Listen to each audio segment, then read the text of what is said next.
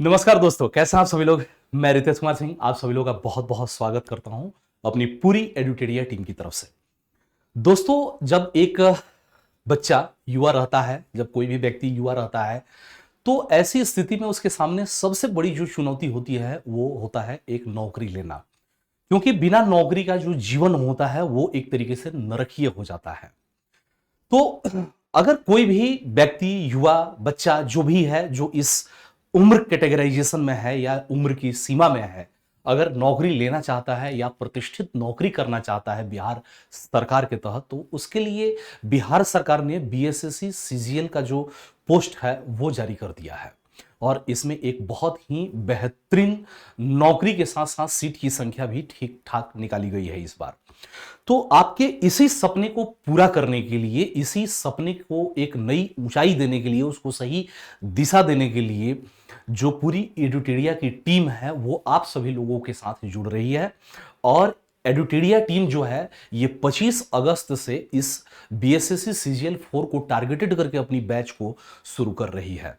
तो आज मैं आप लोगों के साथ इतिहास विषय के साथ यहाँ पे कुछ चीज़ों को डिस्कस करने वाला हूं कि आप कैसे इतिहास की तैयारी करेंगे, क्या क्या चीज़ों को आप लेकर के चलेंगे, या हमारी टीम की तरफ से जो बदलता हुआ ट्रेंड है उसके अनुसार कैसे आपको गाइड किया जाएगा, कैसे आपको पढ़ाया जाएगा। इन सभी के बारे में आज हम लोग यहाँ पे बात करने वाले हैं। तो बिल्कुल आप सभी लोग हमारे साथ बने रहिए। आप सभी लोगों के लिए हमारी पूरी टीम जी जान से बेहतरीन काम कर रही है, जबरदस्त मेहनत कर रही है। और जो बच्चे मुझसे पहले जुड़े रहे हैं या किसी अदर संस्थान में या वाईटी पे या एप्लीकेशन पे किसी और बैच में, वो लोग जानते हैं कि मेरा जो तरीका है पढ़ाने का वो क्या है, किस लेवल तक मैं लेकर के जाता हूं और कितनी मेहनत मैं करता हूं। इसी को ध्यान में रखते हुए सबसे पहले, आगे बढ़ने से पहले मैं अपना इंट्रोडक्शन देना चाहता हूं कि मैं खुद रितेश कुमार सिंह, और मैं आप सभी लोगों को इस बैच में जो एंसेंट और मिडिवल हिस्ट्री है उस सेक्शन को मैं कवर कराऊंगा। और मुझे पढ़ाने का एक लंबा एक्सपीरियंस रहा है। तकरीबन पिछले 12 साल से मैं लगातार टीचिंग का काम कर रहा हूं, 12 साल से पढ़ा रहा हूं। ऑलरेडी मैं सेलेक्टेड भी रह चुका हूं, जिसमें मैंने 4 साल तक दिल्ली इंटरनेशनल एयरपोर्ट पर इमिग्रेशन ऑफिसर का भी काम किया है। तो एक परमानेंट ऑर्गेनाइजेशन में मैंने काम भी किया हुआ है 4 साल तक। और साथ ही साथ मैंने इसके पहले भी बीपीएससी का भी मेंस वगैरह भी लिखा था, झारखंड का भी लिखा था। तो खैर, आपने लिखा था लेकिन फाइनल सिलेक्शन नहीं हुआ तो वो आपकी उपलब्धि में नहीं जोड़ी जाएगी। तो कोई बात नहीं, लेकिन इतना एक्सपीरियंस है। और वो कहते हैं कि अगर आपको पास होने का गुर चाहिए, तरीका चाहिए, तो आप उनसे पूछिए जो फेल हुए हैं। तो बिल्कुल हम तो दोनों रहे हैं, फेल भी हुए हैं कई जगह और पास भी रहे हैं, और ऑलरेडी हमने इंस्पेक्टर का काम भी किया हुआ है। तो बिल्कुल इसी के साथ हम लोग आगे बढ़ेंगे। ये जो अपना जीत बैच है, इसमें हमारी पूरी टीम है। इसमें अगर बात करेंगे प्रवीण सर का, तो प्रवीण सर जो हेड ऑफ द एडुटेरिया, खुद आप लोगों के साथ जुड़ेंगे बिहार स्पेशल, और बिहार स्पेशल के साथ साथ मॉडर्न इंडिया का जो टॉपिक है उसको लेकर के। मैं यहां पे, ये मेरा ही फोटो है, ठीक है, मैं यहां पे आप लोगों के साथ जुड़ूंगा इतिहास में एंसेंट और मिडिवल के साथ।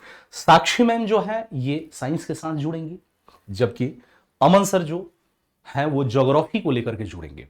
बहुत सारे बच्चे अमन सर से भी ऑलरेडी पढ़े होंगे, जो नहीं पढ़े हैं यूट्यूब पर जाकर के नाम सर्च कर लीजिएगा, क्लास देख लीजिएगा सर का, ठीक है। यहां पे रवि सर जो हैं वो करेंट अफेयर्स और बिहार का जो स्टैटिक या नॉर्मल जो स्टैटिक जीके है उसको कवर कराएंगे। उपासना मैम पॉलिटी कवर कराएंगी। जबकि बात करेंगे शुभम सर का, तो इनके ऊपर मैथ और रीजनिंग की जिम्मेदारी है, जहां से सबसे ज्यादा प्रश्न पूछे जाते हैं।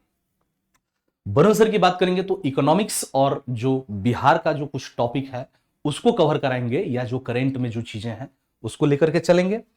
ये बैच बिल्कुल अभी ऑफर में चल रहा है 25 तारीख तक, यानी कि जिस दिन से अपना बैच शुरू हो रहा है उस दिन तक ये 749 रुपये में आपको अवेलेबल हो जाएगा।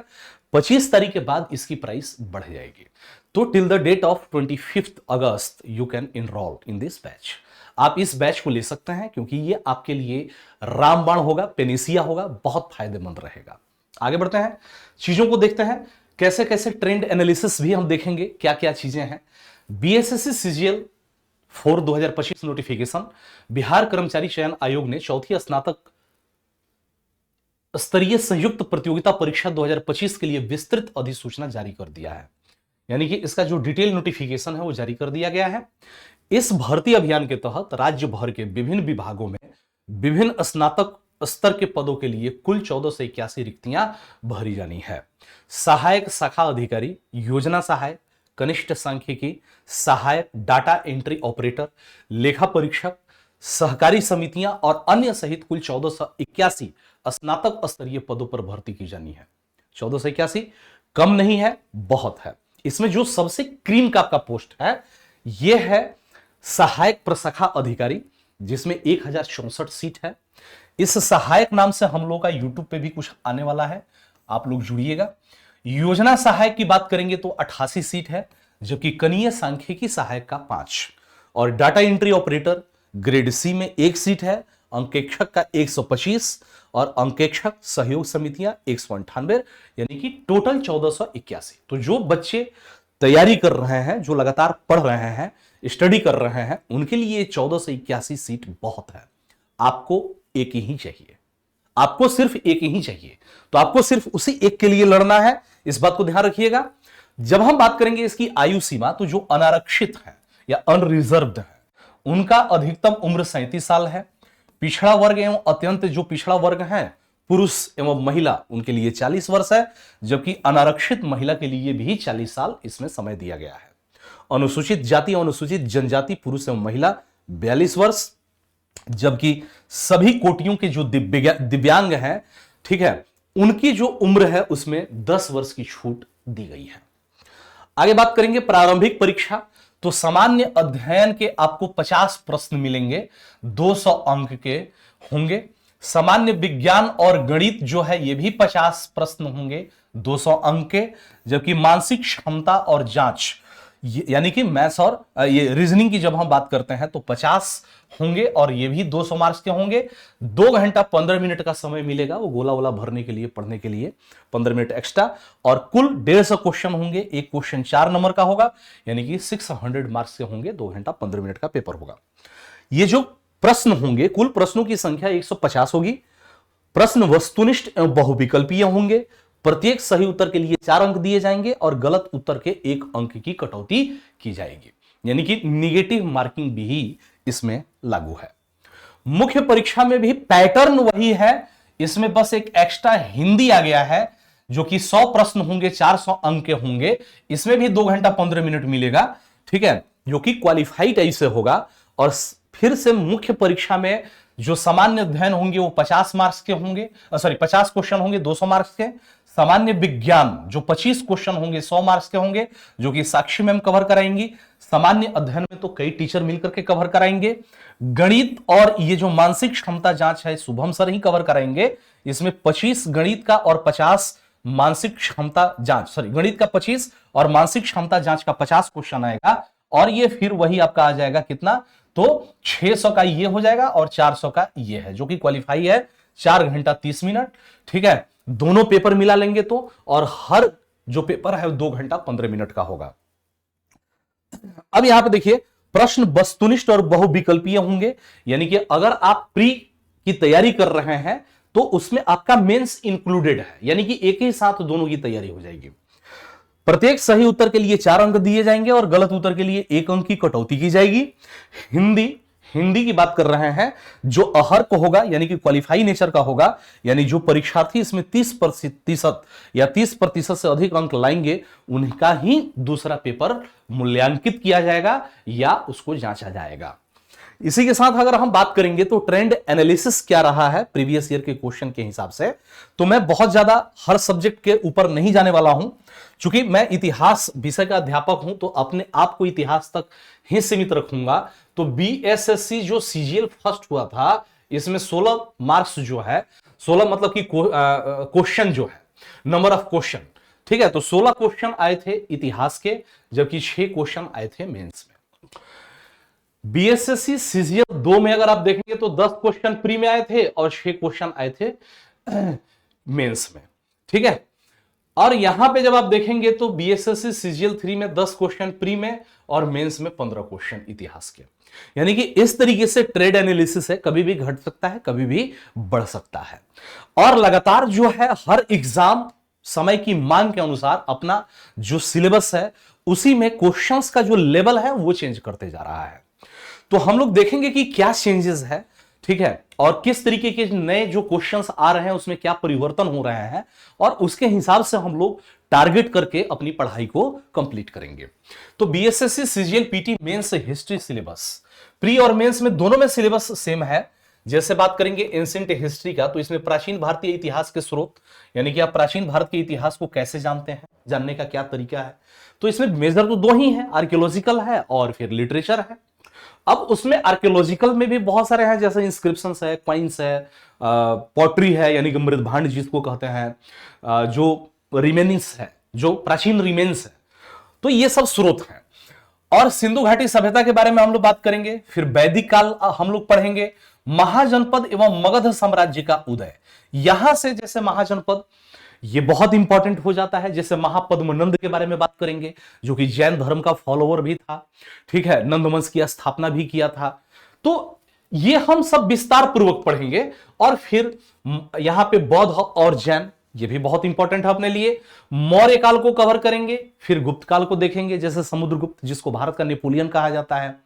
अरे बात समझ में, प्रयाग प्रशस्ति जो है उसी से संबंधित है। हरिशेण जो है प्रयाग प्रशस्ति की रचना किया। फिर यहां पे हर्षवर्धन और दक्षिण भारत। मेडिवल हिस्ट्री में भारत पर अरबों का आक्रमण, तुर्कों का आक्रमण, दिल्ली सल्तनत, ठीक है, विजयनगर साम्राज्य और बहमनी राज्य के बारे में बात करेंगे। और फिर मुगल साम्राज्य के बारे में डिस्कशन करेंगे। मॉडर्न हिस्ट्री की बात करेंगे तो यूरोपीय कंपनियों का आगमन, यानी कि the arrival of the European companies. British औपनिवेशिक शासन और सुधार, क्या क्या सुधार हुए। 1857 की क्रांति या विद्रोह जो कहना है कह लीजिए। प्रमुख सामाजिक धार्मिक सुधार आंदोलन, भारतीय राष्ट्रीय आंदोलन का प्रथम चरण 1885 से लेकर के 1905 ईस्वी तक। फिर भारतीय राष्ट्रीय आंदोलन का द्वितीय चरण 1905 से लेकर के 1919 ईस्वी तक। और फिर उसके बाद गांधीवादी चरण आ जाता है, जिसको हम तृतीय चरण कहते हैं। स्वतंत्रता प्राप्ति और संविधान निर्माण, ठीक है, यानी कि ये कुछ सेक्शन आपका पॉलिटी में भी कवर हो जाएगा। ब्रिटिश भारत में शिक्षा का विकास और भारत में समाचार पत्रों का विकास। पड़ोसी देशों के इतिहास की अगर बात करेंगे तो नेपाल, जैसे क्वेश्चन पूछा गया है, वैसे आंग्ल नेपाल युद्ध जो हुआ था उसके बाद जो सुगौली की संधि हुई थी उससे शांति स्थापित किया गया था। तो सुगौली की संधि यहां से नेपाल के साथ दिखाई देगा। फिर श्रीलंका, बांग्लादेश, म्यांमार, चीन, पाकिस्तान। तो यहां से भी संबंधित आपके क्वेश्चंस, और ये सब इतिहास के साथ साथ जो आपका इतिहास के साथ साथ जो आपका स्टैटिक जीके है, वहां से भी बहुत सारी चीजें इसमें कवर की जाएंगी। आगे बढ़ते हैं तो यहां पे देखते हैं अब कैसे क्वेश्चंस इतिहास के पूछे गए हैं, वो कुछ देख लेते हैं। जो नया ट्रेंड बीएसएससी के द्वारा यहां पे हमें दिखाई दे रहा है और जो ट्रेंड परिवर्तन हो रहे हैं उसके बारे में हम बात कर रहे हैं। तो कौन सी संधि भारत और नेपाल के बीच विशेष और अस्थायी संबंधों की आधारशिला है? तो भाई ये 1816 ईस्वी की सुगौली की संधि है, ठीक है। शांति और मैत्री संधि कोई हुई नहीं थी। BIN सहयोग समझौता, भारत नेपाल संयुक्त आयोग संधि, ऐसा कोई संधि हम लोगों ने इतिहास में नहीं पढ़ा है। तो समुद्रगुप्त की उपलब्धियों की प्रशंसा करने वाली प्रयाग प्रशस्ति की रचना किसने किया? तो भाई ये प्रयाग प्रशस्ति की रचना हरिशेन किया। ये बीएसएससी का पूछा गया क्वेश्चन है। अभी हाल ही में जो ये एग्जाम आपका दिख रहा है BSSC field assistant question paper, ये उसी के कुछ क्वेश्चंस हैं फील्ड असिस्टेंट के। ये बीएसएससी के द्वारा ही पूछे गए क्वेश्चंस हैं। तो यही क्वेश्चन का लेवल है और इसी तरीके के क्वेश्चंस आपको दिखाई देंगे। महापद्मनंद के बारे में निम्नलिखित में से कौन सा कथन सही है? सही कथन को हमें जो ढूंढना है महापद्मनंद के बारे में। तो उन्होंने नंद वंश की स्थापना की और अपनी आर्थिक शक्ति को दर्शाते हुए सिक्के जारी किए, ये बात बिल्कुल सही है।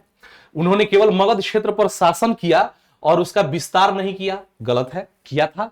ये कलिंग क्षेत्र में आक्रमण किया था, वहां से जीन सिंह की मूर्ति वापस लेकर के आया था, जैन धर्म का फॉलोवर था, ठीक है, सर्वछत्रांग कहा गया है इसको। यूनानी स्रोत उसकी सेना को छोटी और सैन्य दृष्टि से महत्वहीन बताते हैं, ये गलत है भाई। इसी के वंश का जो धनानंद है उसके पास इतनी बड़ी सेना थी कि सिकंदर की जो सेना थी वो भारतीय क्षेत्र में आ नहीं पाई, यानी कि डर गई वो, और वहीं से ब्यास नदी पार नहीं कर पाई और लौट गई। वे बौद्ध धर्म के महान संरक्षक थे और भिक्षुओं को दूर दराज के क्षेत्रों में भेजते थे, जी नहीं।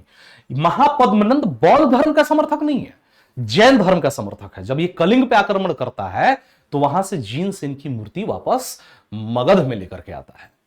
इसी तरीके से पुष्यमित्र शुंग के बारे में हम यहां पे डिस्कशन कर रहे हैं। पुष्यमित्र शुंग द्वारा शासक के रूप में अपनी शक्ति स्थापित करने के लिए किए गए महत्वपूर्ण कार्यों में से एक क्या था? तो एक नई मुद्रा प्रणाली शुरू किया, अश्वमेघ यज्ञ किया। इसने 4 अश्वमेघ यज्ञ किया था। इसके पुरोहित पतंजलि थे, जिन्होंने योग दर्शन दिया।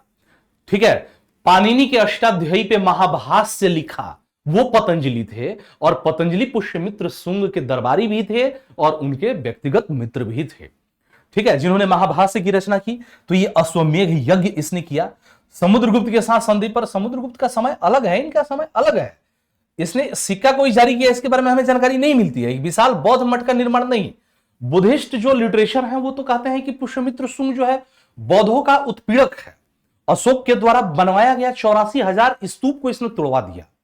हालांकि ये एक्सरेजरेटेड है, यानी कि क्रीम मार करके बताई गई बातें हैं, तो इस पर थोड़ा ध्यान कम देना है। लेकिन जब हम बात करते हैं पुष्यमित्र शुंग का, तो ठीक है, उसने जो सांची का स्तूप है उसमें पाषाण रेलिंग लगवाया था। यानी कि जितना बताया गया है कि बौद्धों का उत्पीड़क है, उतना उत्पीड़क है नहीं। लेकिन यह बौद्ध धर्म का फॉलोअर भी नहीं है, अंधभक्त भी नहीं है। यह ब्राह्मण धर्म को बढ़ावा देता है। ब्राह्मण धर्म का पुनरुत्थान का यह काल है। ठीक है, तो चंद्रगुप्त के साथ संधि पर हस्ताक्षर कैसे करेगा? ये चंद्रगुप्त मौर्य, मतलब कि मौर्य वंश का अंतिम शासक बृहद्रथ की हत्या करके आता है, तो चंद्रगुप्त मौर्य से कैसे संधि कर लेगा? ये मौर्य वंश का जो अंतिम शासक बृहद्रथ है, उसका ये क्या रहता है? सेनापति रहता है।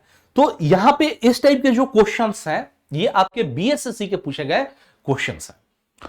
तो इसी तरीके से बीएसएससी लगातार आपसे प्रश्नों को पूछ रहा है, और इसी को ध्यान में रखते हुए जो परिवर्तन हमें दिखाई दे रहे हैं प्रश्नों में, उसी को ध्यान में रखते हुए हम कंप्लीट अध्ययन करेंगे और इसी के अनुसार सारा काम करेंगे।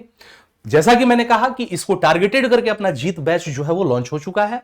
749 रुपये में अभी ये ऑफर में मिल रहा है, और ये मिलेगा आपको ऑफर में 25 अगस्त तक। ठीक है, यानी कि अभी आप जाकर के इसमें इनरोल कर सकते हैं, क्योंकि एक बार फी बढ़ जाने के बाद फिर कोई चांस नहीं है कि फी इसका कम होगा। तो ये 25 तारीख से क्लासेस भी इसमें शुरू हो जाएंगी। पहले ज्योग्राफी से शुरू होगा और मैथ और रीजनिंग के साथ। इसी के साथ आगे बढ़ते हैं, तो अपने हम फैकल्टी मतलब कोर्स की विशेषताओं के बारे में बात कर लेते हैं थोड़ा सा, फिर फैकल्टी के बारे में देखेंगे, एक एक करके समझेंगे। तो यह कोर्स केवल हिंदी माध्यम में उपलब्ध है, यानी कि ये बाइलिंगुअल नहीं है, इंग्लिश में नहीं चलेगा। प्रारंभिक एवं मुख्य परीक्षा दोनों के लिए ये उपयोगी रहेगा। सभी क्लासेस लाइव रहेंगी। प्रत्येक क्लास के उपरांत बोर्ड पीडीएफ उपलब्ध करवाया जाएगा, और डेली क्लास नोट्स जो हम लोग यहां पे बोर्ड पे पढ़ाएंगे उसका टाइप होकर के A4 शीट में क्लास के 48 घंटे के अंदर अपलोड कर दिया जाएगा। प्रत्येक विषय के समाप्ति के बाद विशेष रिवीजन बुकलेट प्रदान किया जाएगा। वीकली टेस्ट, उस सप्ताह में पढ़ाए गए विषयों से प्रश्न पूछे जाएंगे। हर विषय के अंत में एक फुल लेंथ टेस्ट होगा। उस विषय से संबंधित 100 प्रश्न पूछे जाएंगे, और उसका जो डिस्कशन भी है वो प्रदान किया जाएगा। कोर्स समाप्ति पर कुल 10 full length test PT and mains प्रदान किए जाएंगे। ये बहुत इंपॉर्टेंट है, ध्यान रखिएगा। Daily current affairs A4 sheet के रूप में उपलब्ध कराया जाएगा। साप्ताहिक करंट अफेयर्स की क्लास करवाई जाएगी।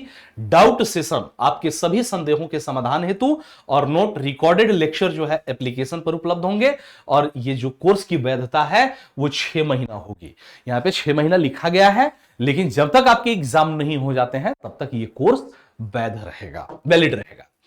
यहां पे जो हमारी फैकल्टी है, यहां पे आप देख सकते हैं प्रवीण सर की बात करेंगे, तो प्रवीण सर यहां पे मॉडर्न हिस्ट्री और बिहार स्पेशल लेकर के आ रहे हैं, यानी कि मॉडर्न हिस्ट्री और बिहार स्पेशल कवर कराएंगे। ठीक है, वरुण सर की बात करेंगे तो इकोनॉमिक्स कवर कराएंगे, जबकि मैं खुद आप लोगों के लिए एंसेंट और मिडिवल हिस्ट्री लेकर के आ रहा हूं, जबकि साक्षी मैम जनरल साइंस को कवर कराएंगे। साथ ही साथ उपासना मैम की बात करेंगे तो पॉलिटी कवर कराएंगे, जबकि शुभम सर मैथ और रीजनिंग दोनों सब्जेक्ट को कवर कराएंगे, और रवि सर करंट अफेयर्स और स्टैटिक जी के कवर कराएंगे, जबकि अमन सर क्या करेंगे, तो अमन सर ज्योग्राफी को कवर कराएंगे। तो ये रहा अपना विशेष जो है ये जानकारी रहा, और इसके बारे में बात करेंगे तो इंपॉर्टेंट इंफॉर्मेशन में मैं फिर से आप लोगों को बता देता हूं कि मीडियम ऑफ बैच हिंदी रहेगा। मोड ऑफ बैच ऑनलाइन रहेगा, यानी कि ऑफलाइन बैच नहीं है ये। रजिस्ट्रेशन स्टार्ट 15 अगस्त से हो चुका है। ये आपका फ्रीडम सेल अभी चल रहा है 25 तक। 25 तारीख के बाद इसकी प्राइस बढ़ जाएंगी। बैच स्टार्ट डेट 25 तारीख से ही क्लास शुरू हो जाएगा। इसमें कोर्स का जो ड्यूरेशन है 5 से 6 महीना रहेगा। कोर्स की validity till CGL 4 mains exam, यानी कि BSSC CGL 4 का जब तक मेंस एग्जाम नहीं होता तब तक इस कोर्स की वैलिडिटी रहेगी। वेबसाइट लिंक eduteria.live पे जाकर के इस बैच को आप लोग खरीद सकते हैं। कोर्स अवेलेबल ऑन एडुटेरिया एप्लीकेशन, यानी कि एडुटेरिया एप्लीकेशन पे इसका जो कोर्स है वो अवेलेबल है, तो आप लोग जाकर के रजिस्टर कर सकते हैं और इनरोल कर सकते हैं। ठीक है, अधिक जानकारी के लिए अगर आपको कुछ डिटेल जानना है तो 7634846685 पे जाकर के कॉल करके सारी जानकारी ले सकते हैं। साथ ही साथ में आप लोगों को मैं बताऊंगा कि ये जो ऑफर है बहुत ही शानदार है, इससे चूकना नहीं है। एक बार अगर आप चूक गए तो फिर आप पछताते रहेंगे। ठीक है, तो चलिए यहीं तक रुकते हैं, मिलते हैं रेगुलर क्लास में। तब तक के लिए आप लोग स्वस्थ रहिए, मस्त रहिए, बिंदास रहिए। जय हिंद, जय भारत।